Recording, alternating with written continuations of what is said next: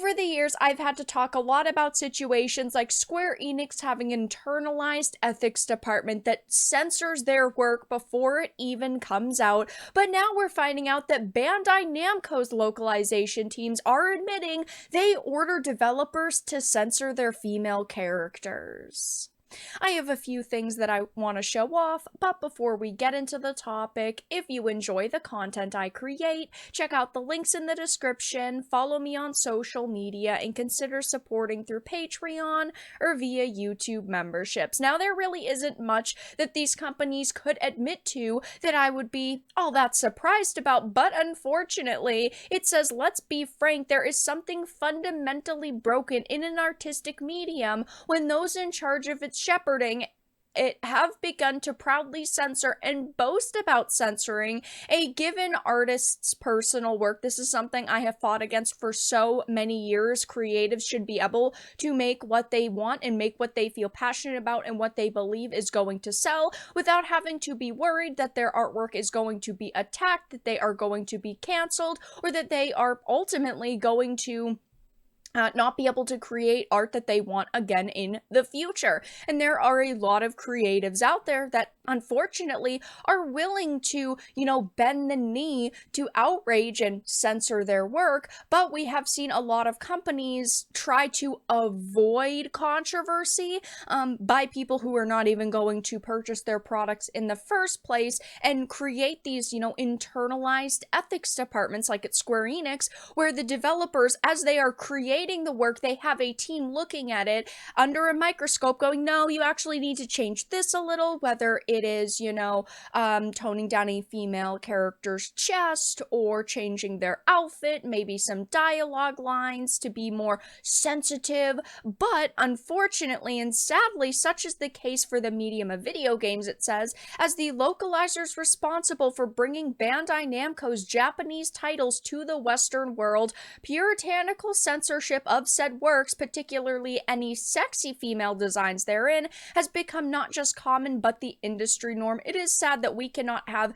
sexy female characters anymore because there are some individuals who are going to be outraged over it. These companies need to learn that those individuals do not actually purchase their products, and all they are doing by censoring female characters is pushing real consumers away. But this unfortunate fact was recently confirmed by representatives from both Bandai Namco and Bandai Namco Europe during a recent interview given to the Japan Times, asked for their thoughts on the local round of discourse surrounding English language localizers' ongoing self-important butchering of Japanese media. Bandai Namco Europe's senior localization manager, Frank Gentry, offered his support to this cultural imperialism and praised just how effective their censorious efforts have been, particularly regarding how Japanese game developers dress their female heroes. So this guy is at the top of the localization chain. He is the senior localization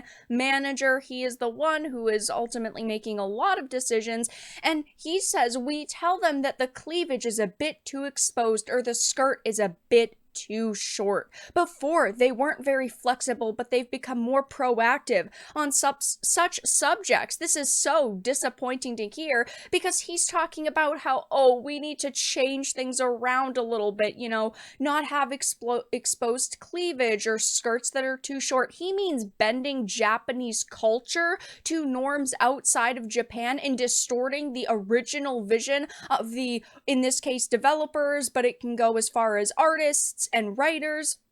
He is admitting that he does not care about a creative's attention to detail. He does not care about a creative's intentions in general. He just cares that this could offend somebody or bother somebody, so it needs to be changed. He said efforts have been made to understand the needs of the English-speaking world. Further, the project manager revealed that the most common changes asked for by Western localizers related to such topics as alcohol, politics, or religion. So this individual is hired by Bandai Namco Europe to basically oversee content, and it sounds like at least he feels he has the authority to constantly judge what is being created and say if oh, this should be censored or that should be censored. And unfortunately, it sounds like these developers are, yes, listening to him.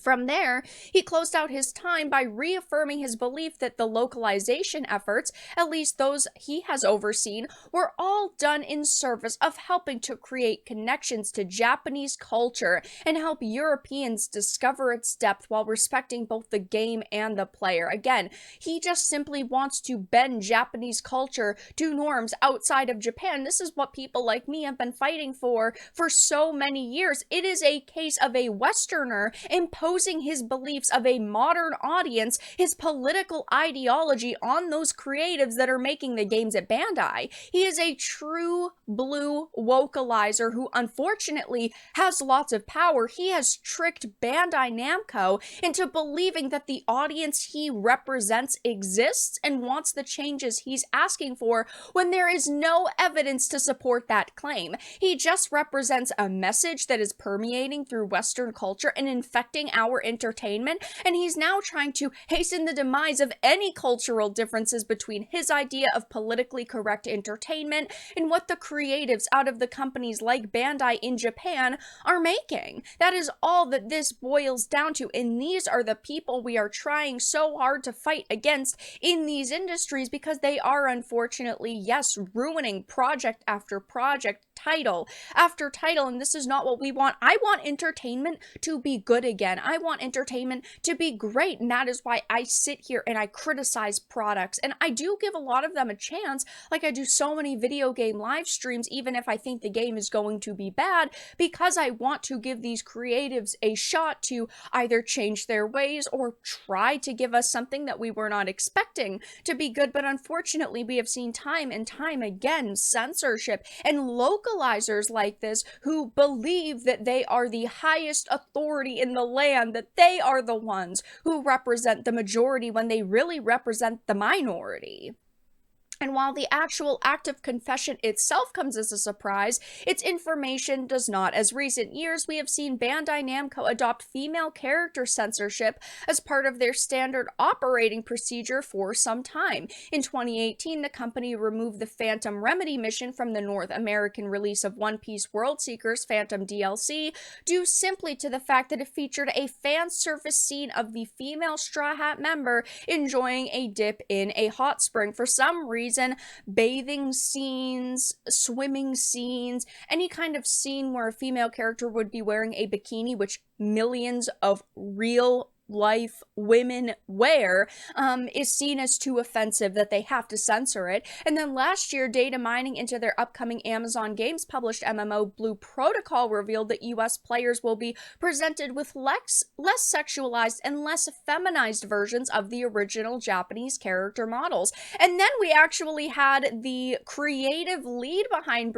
Blue Protocol double and triple down and say that this is actually a good thing. This is okay because they want to respect women. As a woman, I feel disrespected that you are trying to cover up female characters' bodies. We are not talking about real women here. We are talking about fictional female characters here, and it does not matter if they are in bikinis, if they're in skimpy chain mail armor. It does not matter. Okay, I want to see those female characters, and many females do as well. You're not actually respecting women, you are disrespecting women by making changes like this. I mean, unfortunately, this puritanism that we have seen pushed into video games over the years does not seem to be going away anytime soon, but it is unfortunate to actually hear this confirmation and hear this, European localizer straight up admit that, yeah, that's his job, is to,